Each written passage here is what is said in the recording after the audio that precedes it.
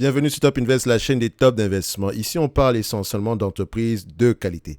Avons-nous une opportunité d'investissement sur Intuitive Surgical? C'est la question à laquelle on va essayer de répondre en se basant sur les états financiers de la compagnie. Je rappelle que ceci représente uniquement mon point de vue et non un conseil d'investissement. Et comme d'habitude, je me réserve le droit de me tromper.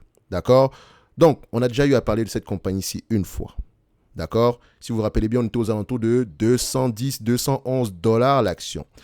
Premièrement, je la prends et je la mets encore dans la watchlist. Cette watchlist qui sera partagée ici avec tous les abonnés du service Top Premium. En fait, cette watchlist est particulière dans le sens où parfois je mettrai mes notes directement. OK? Donc, une fois que vous aurez le lien ici, vous pouvez cliquer sur si la note existe, bien sûr. Vous aurez l'information par rapport à la note en question. Parce que là, quand on arrivera à ce niveau-ci, regardez, on va... Voilà. Donc, vous pouvez voir ma liste ici. Donc, constatez ceci. S'il y a une note d'analyse sur DPZ, à savoir Domino Pizza, vous voyez la note, elle est là. OK, c'est écrit note avec la date, donc vous savez que ça date de telle période. Et vous allez juste cliquer ici, boum, vous allez là voir ceci. Et attention, ce n'est pas une note sur DPZ, en fait, c'est juste je voulais voir à peu près si ce service-là pouvait fonctionner. Et ça semble plutôt bien fonctionner ici.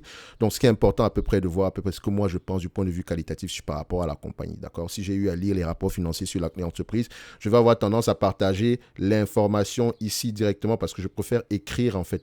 Et quand tu écris, ça reste. D'accord? So, on va le mettre ici.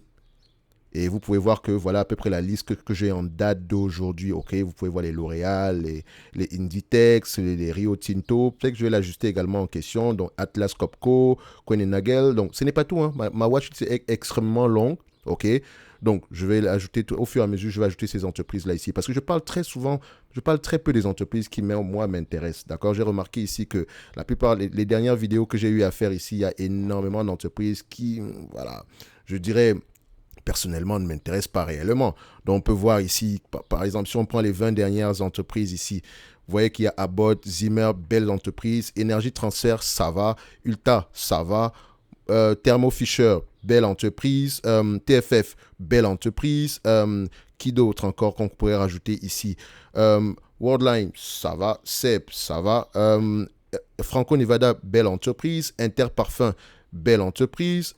Quelle autre entreprise ici qu'on pourrait citer? Mais généralement, ce sont des entités européennes. Et moi, vous savez que je ne suis pas en Europe. Donc, techniquement, je lis très peu de rapports annuels sur les compagnies européennes. Okay? Je préfère les entités nord-américaines parce que géographiquement, c'est ça qui m'intéresse. Okay? Et je pense également que j'ai plus d'opportunités à ce niveau-là. Attention, je ne suis pas en train de vous dire qu'il n'y a pas des opportunités en Europe. Il y a de très belles entreprises en Europe. On peut au moins trouver minimum une cinquantaine de belles entreprises en Europe. Au minimum.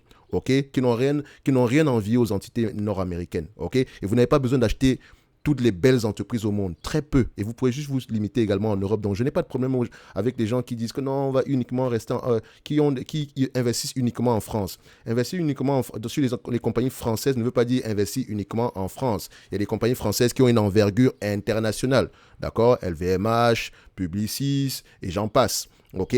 Donc, Paycom, belle entreprise. Target, belle entreprise. Advance Autopart, belle entreprise. Donc, il y a énormément d'entités pareilles. Je n'ai même pas encore cité ne serait-ce les 10% d'entreprises que moi j'aimais. Fastenal, belle entreprise. Expeditor, belle entreprise. Charter, ça va.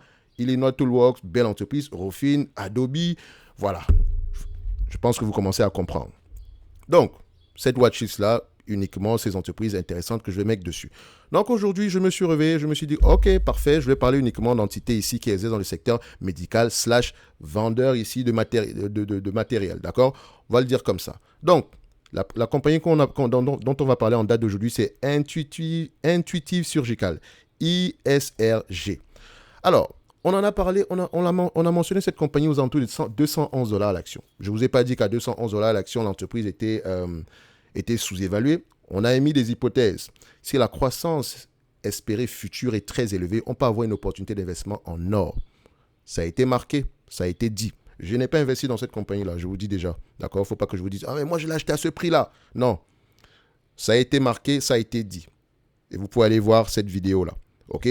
De 210 à 336, on a quoi? On a à peu près presque 70% de croissance en moins d'un an. Et c'est une belle entreprise. Est-ce que j'ai des regrets? Certainement.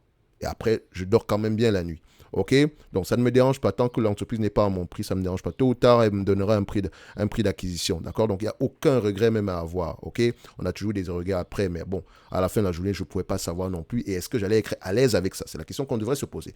Donc, vous constatez que c'est une belle entreprise. Je vous laisse aller voir la note qu'on avait, la vidéo qu'on a fait dernièrement. Croissance des revenus. Croissance des revenus. Qu'est-ce qu'on a également ici au niveau des marges? Est-ce que les marges sont stables ou croissantes? Magnifique. 66% de marge avec une croissance. Vous constatez quoi? Quand une entreprise a une croissance qualitative, elle a tendance à maintenir ses marges brutes au minimum. Au minimum. Et encore, on compare les marges brutes avec les marges EBITDA parce qu'une entreprise peut maintenir ses marges brutes stables, mais augmenter ses marges EBITDA. Qu'est-ce qu'on constate ici? On a une stabilité des marges EBITDA. Ça ne me dérange pas. C'est le minimum que je recherche. Parce que si on avait une décroissance, là, ça allait me questionner. Et vous voyez ici que c'est les belles entreprises, c'est réglé comme du papier à musique. Il n'y a rien du tout à... En fait, tout est propre. Il n'y a pas de zigzag de quoi que ce soit. Tout est propre. C'est ça la qualité. Visuellement, c'est là. Ça tape à l'œil direct. Et je vous ai montré ça sur une vidéo dernièrement ici. Les entreprises qualitatives, juste visuellement, vous pouvez le voir. Avec la croissance, stabilité minimum des bénéfices nets. Minimum. Ici, je ne sais pas, même si je ne sais pas ce qui se passe dans cette compagnie-ci, je sais déjà que j'ai une compagnie intéressante. Juste en regardant ceci. En regardant de la marge brute, du revenu aux marges nettes, au free cash flow. Donc, du revenu au free cash flow, je sais déjà que j'ai quelque chose d'assez intéressant. Et ce n'est pas parce que c'est en croissance, c'est parce qu'au moins c'est stable.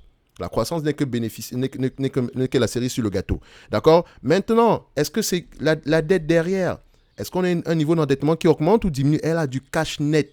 Du cash net. Donc ça, c'est extraordinaire. Donc, généralement, je ne regarde pas souvent le return on capital. J'aime souvent le return on... comment on appelle ça? J'aime souvent utiliser le return on, le ROIC, mais je ne l'ai pas ici. Donc, c'est-à-dire que parfois, dès qu'on va regarder le return on asset, ce n'est pas une bonne métrique, surtout si elle a énormément d'actifs intangibles, ce qui ne m'étonnerait pas pour cette compagnie-ci. On peut prendre le return on capital ici. S'il a ajusté, voilà, il va vous mettre 8% ici. Si je prends le ROE, je n'aime pas le return on equity ici sur les entreprises qui sont non financières parce que si elle a également énormément d'actifs tangibles, intangibles, on n'aura pas de bonnes informations ici. Donc, voilà. Mais je suis sûr que le ROIC de cette compagnie est au minimum de 15% en montant. Alors, où est-ce que je peux retrouver cette information-là? Je vais mettre ça ici. On va mettre ça ici. Quick FS. OK. Je viens là. Tout ça. Je clique sur ça. OK. Et voilà. Et ISRG. D'accord. Oui, c'est un site peut-être que vous ne connaissez pas, mais voilà. Donc ici, j'ai mon return, le ROIC. Il est de combien? 15% en moyenne sur 10 ans, n'est-ce pas? Vous constatez ici que là, on a de la qualité. Moi, j'adore la médiane, d'accord? Et c'est exactement ce qui est écrit ici. Et vous vous souvenez, je vous ai parlé ici d'une chaîne qu'on appelle généralement... comment on appelle encore cette chaîne-là? Focus Compound. Voilà, Focus Compounding, peut-être c'est Focus Compounding. C'est eux qui ont ce site-là. D'accord? Et il est extrêmement qualitatif. Ce monsieur, je pense qu'il a moins de 25 ans aujourd'hui, lui. Et ça fait presque 5 ans que je suis ces affaires-ci. Donc, il est très, très jeune. Donc, il n'y a aucune excuse par rapport à l'âge. OK? C'est la curiosité. C'est vraiment la curiosité. Donc, si vous ne connaissez pas cette chaîne-ci, je vous encourage à aller lire, etc. OK? Donc, je reviens ici sur la QuickFS. D'accord? On constate qu'on a du 15% ici. Et ce qui va m'intéresser, c'est le K ratio. Et vous constatez quoi? Cette partie, Return on Invest Capital, aux alentours 10% et plus. On peut déjà se dire qu'il y a quelque chose d'assez intéressant ici. Et quand on prend encore le Return on Tangible Capital Employed, ça, c'est encore mieux. On a du 25, 16 pour du 20, quelque chose aux alentours de 15% et plus. Magnifique. OK? Donc, il y a de fortes chances qu'on ait un avantage concurrentiel ici. L'avantage concurrentiel ici, c'est la qualité du produit, d'accord? Les brevets également permettent, est-ce qu'on fixe le prix, on fixe un certain prix. Qu'est-ce qu'elles vendent? Elles vendent des robots de chirurgie. Donc, vous voyez ce genre de choses-là, voilà, c'est vraiment de la haute technologie, OK? Donc, une fois que le chirurgien est habitué à utiliser ce genre de produit-là, il aura de la réticence à changer. Ce n'est pas le seul robot qui existe au monde. Et en plus, derrière, ils vendent des consommables. Donc, c'est un business que moi, j'aime. OK?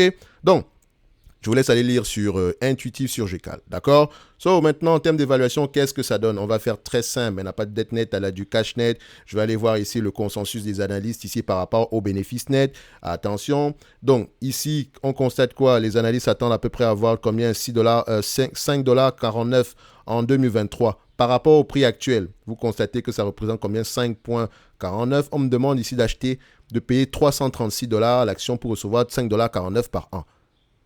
1,6% de rendement. Est-ce que ça m'intéresse? Bien sûr que non.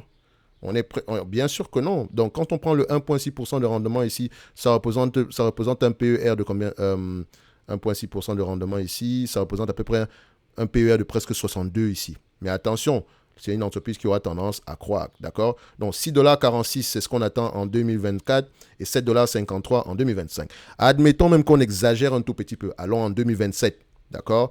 À peu près aux alentours de 9,86$, ok? Qu'est-ce qui va driver cette croissance-là? C'est important. Est-ce que c'est la base est-ce que c'est à base de... C'est le nombre de robots installés dans le monde qui va pousser la croissance? Attention, quelle est la taille du marché? Les concurrents font quoi? Pourquoi est-ce que ce produit-là est préféré par rapport aux autres? Donc, et ce sont des produits, c'est un robot qui coûte très très cher. Donc, on a à peu près 336 millions ici, 336 dollars ici. On me demande de payer 336 dollars ici pour espérer avoir en 2027 9,86$. Rendement de combien? 3%. Je vous ai dit qu'on cherche combien? Nous, on cherche au moins 8%. Donc, quand j'extrapole un tout petit peu, admettons même que c'est 9,86$, je veux au moins 8% de rendement, c'est-à-dire par rapport à mon coût d'acquisition aujourd'hui. Je ne paierai pas plus que 123$ l'action. Peut-être même à 150$ l'action. Donc, c'est-à-dire qu'en date d'aujourd'hui, ça ne m'intéresse toujours pas. Mais comme je l'ai mentionné tantôt la dernière fois, ça va également dépendre de la croissance future. Vous voyez ici que les bénéfices nets ont tendance à croître ici de l'ordre de 15% en moyenne sur les années à venir. Si on a une croissance de 15% en moyenne sur les 10 prochaines années, ça c'est... Même aujourd'hui, le prix sera considéré comme étant assez intéressant. OK? Mais on ne sait jamais ce qui va se passer dans le futur, etc. Donc, je préfère rester sur les lignes de côté et observer. D'accord? Le marché, pour le moment, ici, nous donne, je ne dirais pas tort ou raison, parce que de toutes les façons, tout dépendait de la croissance ici. Donc, pour ceux qui ont approfondi, peut-être que vous y avez investi. Mais dans tous les cas de figure, au prix actuel, non, pas du tout. Je préfère rester sur les lignes de côté et observer. OK? Maintenant, allez lire les rapports financiers, regardez la taille du marché, regardez le revenu actuel en compagnie et posez-vous la question, est-ce qu'elle pourrait attendre, est-ce qu'elle est leader, est-ce qu'elle c'est un suiveur, etc. Et quel est l'objectif en 2025, 2027, 2030 par là, ok? Mais dans tous les cas de figure, je dirais qu'aujourd'hui, le train est déjà parti, vaut mieux juste observer et on va y revenir plus tard. C'est une entreprise qui peut payer un dividende de log au moins de 1,6% aujourd'hui et qui pourrait augmenter dans le futur également. Elle ne verse pas de dividende également ici aujourd'hui. Elle a également énormément de cash, à peu près 4 milliards par là. 4 milliards par rapport à la capitalisation boursière ici. On a quelque chose de moins de 3% par là, peut-être 3, 2%, 2,5% par là. Donc pour moi, ce n'est pas assez intéressant aujourd'hui, mais c'est une très belle entreprise. Qu'est-ce qu'on fait? On la prend, on la met dans la watchlist et c'est terminé. D'accord? Watchlist, généralement, si on a une note d'analyse ici, on va la partager directement pour ceux qui sont abonnés au service Top Premium. Donc, je n'ai pas encore lancé ça ici, mais c'est chiant que de construire la liste. D'accord? Donc, on a parlé de plusieurs entités ici précédemment. On a parlé de Zimmer, on a parlé de Abbott Laboratories. Maintenant, on parle de Intuitive sur GCAL.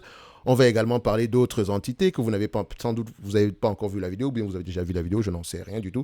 Medtronic, Stryker, Essilor, Boston Scientific, Becton Dickinson, Edwards Lifesciences, Dexcom, IDEX. Ça, c'est pour celles que je reconnais celle qui me saute aux yeux présentement.